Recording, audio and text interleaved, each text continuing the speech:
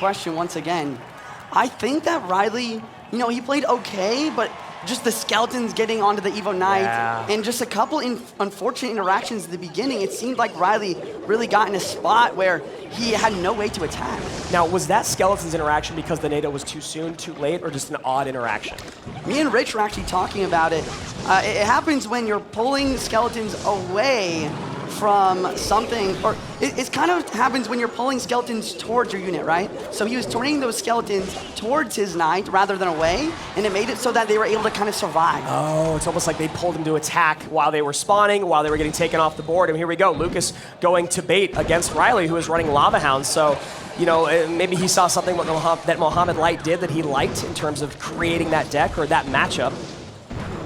And I did also talk to Alan about what he thought both of his players might use in this moment, and Lucas does play bait, and RYLEY might have predicted it with this Lava Hound Arrows matchup. And that is a huge, huge connection there. You can see Lucas already a bit stunned from it. 22-12 to 12-03. RYLEY drawing blood first.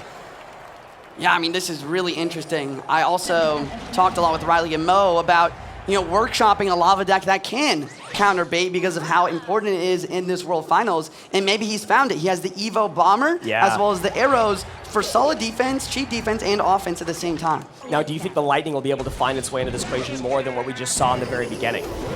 It's a good point. I don't know what Lucas' last card is. If it is Goblinstein, I think that Lightning will be imperative for breaking through.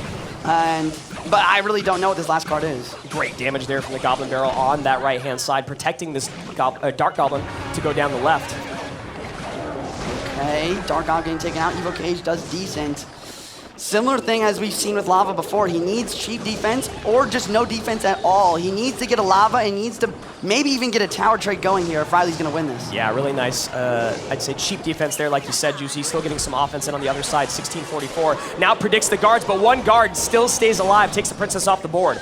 And look at that Evo Bomber. Yeah. That's what I'm talking about. Evo Bomber cleans up the barrel. Now it's cleaning up the Valkyrie. That's only 2 elixir. And now he can spend everything else on offense with the arrows for the Dark Goblin. Val does get a shot on tower, but this is exactly what we were talking about yesterday. I think maybe it was LCOP who was just not getting enough value out of his Evo Bomber in this matchup. You need that Evo Bomber to be able to clean up barrels. You can't only use your arrows and your guards. And RYLEY's just stacking on the pressure. Lava, That's Silly it. Dragons, Flying Machine, Lightning. This tower is down. And now you talk about that reset of confidence. RYLEY bouncing back for a massive amount of cash. What on earth would be going through your mind at this moment?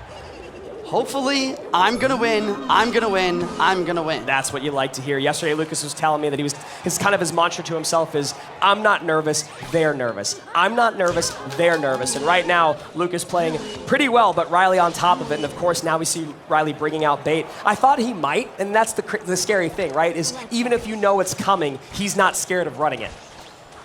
Yeah, the question is, does Lucas have the facilities to deal with this super high pressure bait that we've seen succeed time and time again?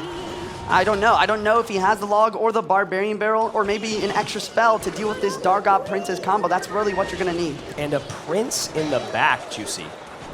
Oh, and the Mega Knight. He did not defend the Goblin Barrel, and he's going all in with the push. I like this play. Will it pan out, or will RYLEY be able to defend? He's very low in elixir. Oh my gosh! Oh my gosh, Mega Knight on the tower. Knight there to take, Prince there to take care of the Valkyrie. Royal Ghost opposite lane. Damage in on the left, damage in on the right. Lucas taking control. Game cleaning up. We have a curse There's plus the arrows. first. And he goes, all right, well, one day this curse is gonna work out for somebody. Wow. I mean, I love Lucas' deck, though. This is great. You have the arrows for the Princess, the Dark Gob. Very similar to last matchup, actually. And then, of course, the curse is going to be very good versus Gang as well. And that Mega Knight will apply so much pressure in front of the Prince. So, Juicy, this is your stream. You're 20 seconds away from double time, or double elixir. Wow, I've done this for 7 years. What is your thought on this matchup? Yeah, I got to give it to Lucas with the arrows, with the Mega Knight, with that curse. But we know RYLEY is the best log bait player in the world. If there's anyone that can make it happen, it's him. So RYLEY gonna have to do some innovation here as Lucas goes to take out that Princess. AQ on the opposite lane, does still have her charge, takes out the Goblin Gang here and sets up an Evo MK in the back as this Archer Queen should be completely defended. Queen rolling through to try to set up some defense and have some DPS for this Evo Mega Knight. I think RYLEY also has Evo Valkyrie in cycle, but this Evo Mega Knight is a force to be reckoned with either way. And again, Lucas going with a very, very cheap, call it a defense if you want, takes a bunch of damage, 16, 12, 18, 88, as this push on RYLEY's side of the board dies on the Vine. 979 though, RYLEY's lowest tower. The pre-curse, expecting a gob game. Wow. He catches some goblins. I think that forces a response. E-Spirit does get it. And AQ does get a shot in. Very nice predicted play there by Lucas as he goes Miner to the Princess once again. Wait, he's shaking his head to Miner. Yep, I knew it. Goes get the King Tower gosh. activation. And he needed to go one tile to the right there. And there's the barrel yet again. RYLEY down damage, but in a decent situation. Yeah. Can he bring it back without a big spell? And that King Tower activation is going to be so helpful against the MK and the Prince as they come across the board. Oh! And you can see RYLEY shocked by that interaction. Juicy's got his hands on his head. Yeah, I mean, he just played the Archer Queen ability just slightly too early, and that is going to change everything. Now Lucas immediately having the opportunity to attack. And you can see Lucas has no fear in going Miner on top of these Princesses because he's ready for him to drop a gang on top of it and get more value out of it. So one of RYLEY's best units has been completely handicapped by Lucas's Goblin Curse. And yes, you heard that right. Yeah, I mean, I talk about this when I play Mega Draft a lot. Sometimes a card doesn't need to be played to get value. Sometimes it only needs to prevent your opponent from playing the card they need to defend. That's brilliant, the scare factor of the card being there, and that is why Lucas has been, like I said, very, very willing to get on top of those Princesses with the Miner. Obviously wishes he didn't activate King Tower, but not the end of the world. Icebeard dropping down defense versus the barrel. These barrels are consistent damage right now. It might be possible for the comeback as we head into triple. Royal Ghost on the right-hand tower. Miner on the left. Royal Ghost gets another shot in. Royal Ghost plus AQ to clean. 460 and 364. The Prince! The Prince! Whoa! Gang coming down barely in time. We have 43 seconds left on the clock, and here's a huge push right side. And it feels like we're going to game 3, Juice. I have no idea how RYLEY's going to do this, but he could. There's the Miner in with the curse and the arrows. Gang on defense. A curse on offense yet again with 3-card cycle. Miner, arrows, curse. He calls the game. Lucas taking game number 2. We are going to game number 3. Good luck from Lucas. RYLEY's locked in. Ice Spirit at the bridge. Bats to defend. So Evo Ice Spirit and Evo Bats. I mean, seeing Bats from Lucas makes me think it's a mortar type of deck. And RYLEY with Ice Spirit and Goblins. Oh, wait, no. Is Lucas playing Lumber Loot right now? That is truly wild. Yeah, you see that Lumberjack come out with the Evo Bats. There's the Heal Spirit, and Juice, that is the second time we've seen Lucas rock the Heal Spirit, and the first time was with great success. Yeah, we'll see if he can replicate that as we start to see a little bit more of his deck. RYLEY with a little bit of a more standard deck. I still am guessing at what kind of win conditions we're going to see here. I know. I mean, RYLEY looking like he has pieces of what could be a mortar deck, but obviously we're at World Finals. We've seen a lot of different things here throughout the weekend.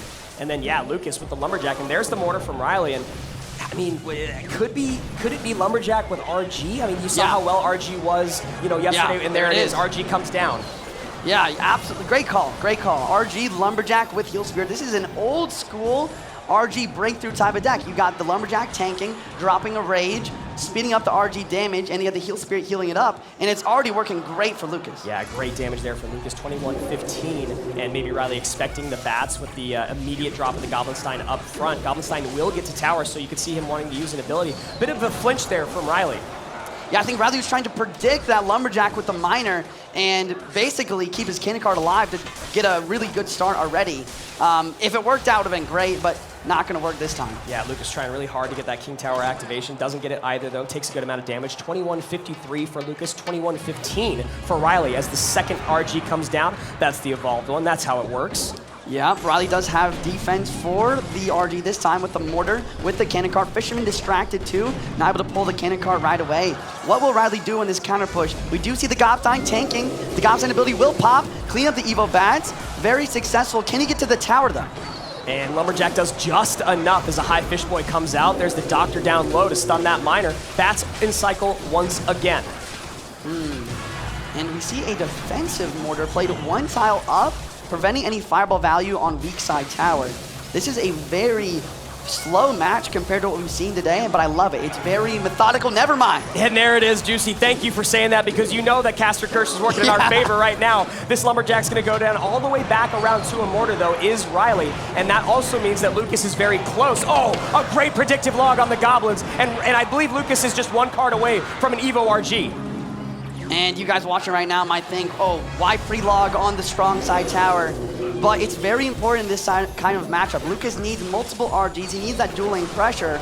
So any damage on either side matters a lot. The Evo Ice Spirit actually takes out the Lumberjack, so the Evo RG is able to get raged up. Cannon goes down, but it does bait out the Lumberjack just because Lucas wanted to be safe. Roll Giant, one more shot left side.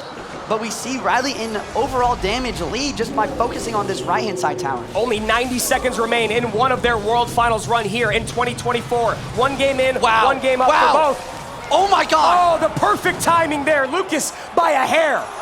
I really thought that cannon card was locking on, but Lucas with the reaction time speed of a lion. Goblin's counterpunching, he doesn't have to worry about it. King Tower's activated.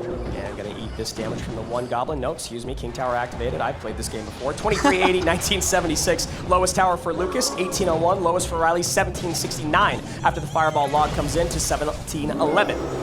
I don't know how I feel about these defensive Evo Mortar. Look, another Fireball dropping down and help clean up. He's cycling like crazy. Yeah. 50 seconds remaining. There has not been one offensive Evo Mortar that I can think of. Yeah, and now we have a bridge battle. We have the Goblin Monster, the Mortar, the Cannon cards, the Godsend ability. It reaches tower. That's good damage. This game is so close. 1500, 1504. Lucas in the lead. Evo Bats come down. That's good value there for RYLEY. But one Bat does stay alive. Ability comes in. Opposite lane pressure here from Lucas. Miner on the right, Lumberjack, Evo Roll Giant with Goblin Sign on left. Ice Spear does connect. That will slow down the RG. Does he have a mortar? He doesn't care to defend. He's worried about the right side. Fireball log from both. 1195, 1239. I think RYLEY's going to win the spell cycle race. We need one more fireball. RYLEY's got it. RYLEY's got it. That's going to do it. Ladies and gentlemen, RYLEY taking the most important best of 3 we've seen today.